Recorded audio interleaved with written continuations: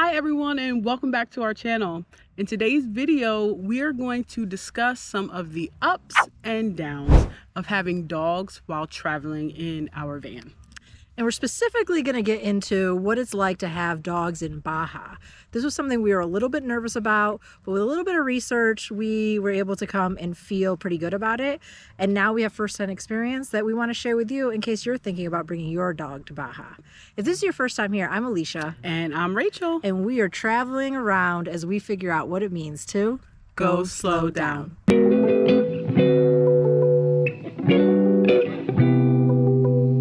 This is Missy. Missy, say hi. And this is Kiki. Oh goodness, Missy, here you go. And those are our Chorkies, which is a Chihuahua and Yorkie mix, which means that they're very yappy. And that's okay, we love them for that. And this is one of their favorite spots. They always like to be looking out of a window, feeling the wind in their hair, and being the nosy neighbors that they are. We'll start off, like, coming into Baja with dogs was actually a lot easier than it used to be. You used to have to get like a health certificate and things from your vet, but you don't have to do that anymore. So as long as you have their rabies paperwork, and we've also brought ours to the vet right before just to make sure they had all the vaccines that the vet recommended. But we haven't actually been asked for any of that, but you are supposed to have the rabies paperwork on hand. But other than that, crossing in was easy peasy. Yeah. Talking about taking them to the vet, we, I think, went twice to the vet. Once in about May, just to get an update on their shots and stuff. And we went to Petco because we were trying to save some money, and we heard that Petco was really cheap, but we still ended up paying almost, what, $400 or $500? Yeah, it was still pretty expensive. And then in January, I went back to our local vet hospital.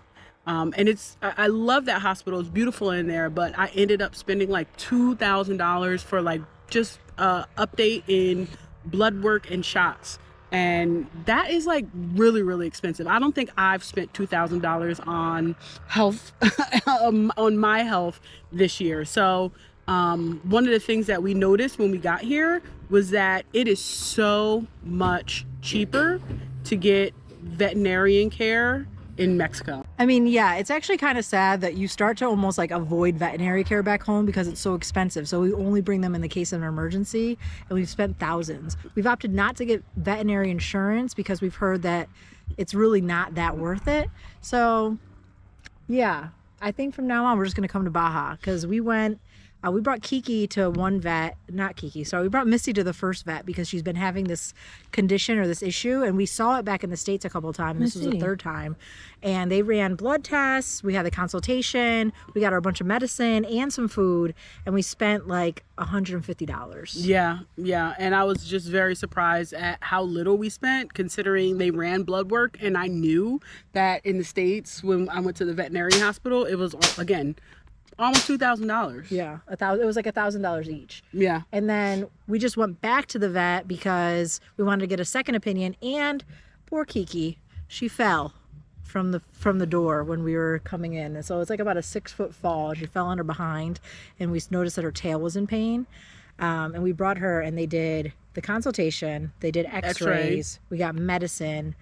And they did a consultation for Missy, like to get a second opinion on the condition she's been having.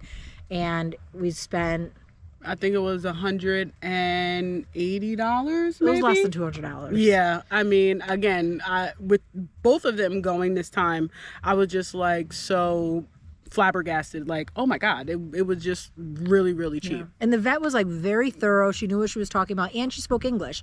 So if you're somebody who's like planning to come down here, I felt very comfortable going to her because I speak Spanish, but I speak like conversational Spanish. I don't know all those like veterinary like technical terms, so it was really helpful to have a vet who spoke English, and she was very patient and kind. She took a lot of time with us. Yeah, she did. And we were able to get an appointment like the same, like the night. I think I made it like 2 days ahead of time. And we have another appointment coming up this week as a follow-up. So yeah, and the name of that place is called the Doctor House. The Dog Tour. Yeah. The dog Tour House. Oh, I thought it was cute too. Yeah. And that's in La Paz. So we're gonna actually go back and drop off Missy on Tuesday, and we'll see how that goes. Yeah. What else about dogs? I think temperature is a thing, right? But that's also a thing back home. The one thing back home is we tended to have like internet service, and so it was easier for us to have our temperature monitor going live. And here, we don't always have service, or we don't always have our Starlink running because it takes so much power. And so that's been a little trickier. So if it is really hot, we just kind of tend to hang back. We leave the doors open and we get enough air in here. The good thing is Mexico is very dog friendly. So when it's been like really, really hot, we're able to bring them with us pretty much everywhere. Like almost every restaurant, bar we've been to, there are dogs there. So that is nice in terms of planning. So we don't always have to like totally change our plans because we have the dogs and it's too hot. Yeah, and I will link in the description the temp stick that we have, the thermometer that we have, and we also have a camera that Alicia said we hook up to our router, and we can monitor them just to make sure that, you know, they are comfortable in the van when, you know, the cases that we have to go out. Yeah, and if you have any questions about that, you can drop it in the comments or hit us up on Instagram, and I'm happy to like kind of show you how we set that up because it took a little bit of research to figure out. What I like is there's no monthly cost, and we can like turn it on and off as we want. So yeah, that's been great. Those are two pretty positive aspects of having our dogs on the road with us in Baja.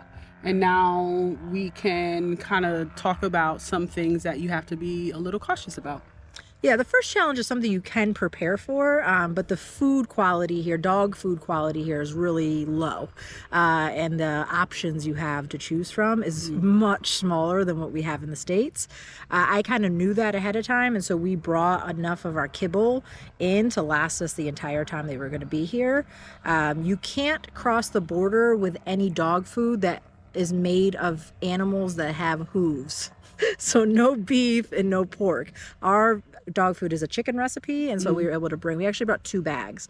A lot of stuff says that you can only bring like enough dog food for one day, but they didn't check us. I mean, that's not to say they won't check you, but for us, they didn't even care how much dog food we had. No. The other part is which we didn't plan as well for, they have dog treats aren't really like a big thing here. Like when we go home, there are like a whole aisle of different dog treats that you can pick from. And here the section's like this big, and they are the pickiest little dogs known to man. Picky. We've tried so many treats and they just won't, they just turn their nose up at them. And so they have specific treats they really like. And I did bring 3 bags of them. You can only get them on Amazon. And we're starting to run pretty low. Yeah. So, you know, we have been trying to conserve them as much as possible, but we're also kind of like in the midst of training them, so we kind of need to use it. Yeah. So they don't really like to eat just plain kibble, and so back home we buy the like fresh pet out of the fridge, and they don't have that down here either. We even checked Costco because they carry it at Costco back home, and it wasn't here. And so if I could, I would have definitely brought more of that down here. But what we've been doing instead is just buying plain chicken and boiling it so that they have a little bit of extra something. They're spoiled. Like, you can drop it in the comments. You can tell us how much we spoil our dogs. Look at how cute they are, though. Of course we're going to spoil them. So yes, they have been getting just plain chicken instead of the fresh pet on top of their kibble so that they will eat their food. Yeah. But yeah, so but that's, again, it's something you can prepare for. The vets do carry like some better quality dog foods, like Hills, is it Hills? Whatever that brand is. We saw both vets had that. So that you're better off like going to a vet to try to find, or they can probably get the food for you if you're going to stay here for a long, long time. But overall, if you prepare for it and you have the space, just like bring enough food and treats to last you while you're here, because you're not going to find probably what you use. No. So another thing that you should be prepared. Ooh, this fly. Kiki's gonna get it. Trying to eat it. Kiki loves chasing flies. So another thing that you need to be prepared if you come to Mexico and to be on the lookout for, there are a lot of stray dogs that are, I feel like we have encountered a stray dog in every place and city that we've gone to. And a lot of pet owners also allow their dogs to be off leash. At least I was more afraid of like the natural dangers that our dogs might encounter, such as the coyotes or, I don't know, the snakes. But honestly did not think about stray dogs. Yeah, and I knew that there were a lot of stray dogs because of all like the Facebook groups I was in as we prepared for this, but I guess I wasn't really prepared for like how our dogs would interact with those stray dogs. A little backstory, like our dogs we call them pandemic puppies, and so they're not really that well socialized as it is. And so in the street dogs, it's like really hard to tell if they're going to be friendly or not. And most of them are pretty big dogs. Yeah. And so they come up, and our dogs are not fans, and so then they start barking at them, or maybe even like nip at them. And you never know how that dog is going to react. Like street dog code, I am pretty positive if a dog tries to nip at you, you're going to attack it. And they're so little, they look like a snack for these big dogs. Yeah. I think we've had at least 3 encounters. Once we were at Los Cocos and a dog tried to come inside of the van, and we were inside of the van, but the dogs, they just smelled them and they came over to the gate and they like tried to jump in. And that also happened in Loretta. Remember that other dog? Yeah. The one at Coco's was a little bit annoying because it was like another camper, and she just said some things like, we usually have them off leash, and it's like, that's cool, but like I feel like every situation is different and you have to be aware of the other dogs. Like we're clear that our dogs are reactive and they don't like other dogs, and she's still like, and she didn't have good recall on them. That was the biggest thing, because the dog was right at our door and she was calling and it wasn't coming back. So it's like, I'm fine with people having their dogs off leash if they have good recall and they can like control them, but if you don't, then your dog shouldn't be off leash. Yeah, today we went on a hike and there was a dog that was off leash that was behind us, and they caught up to us, but that dog was literally by their owner's side the entire time. You can tell that it was just really well trained. And so if you have control over your dog, it's not going to be a problem, because then they won't come over to our dogs and our dogs won't react to them. And it's not every time that our dogs respond in that type of way. Sometimes our dogs are very friendly with the other dogs that they see, but I just don't want to take the gamble, right? Because again, I took the dogs when we were in Cabo. I took the dogs on a walk, and I was just by myself, and I again am very just like cautious, so I'm looking all around just to make sure there are no dogs around, and I saw one in a distance, so we went in the opposite direction. And I tell you, when that dog laid eyes on us, it like spotted us in the distance and it came charging right over. And I'm like swinging the dogs around, and Kiki like backpedaled and got out of her harness and bolted to the parking lot, and I couldn't find her. And finally the owner came over. I thought it was a stray dog because it didn't have on a collar, but the owner came over and was like, come on, come.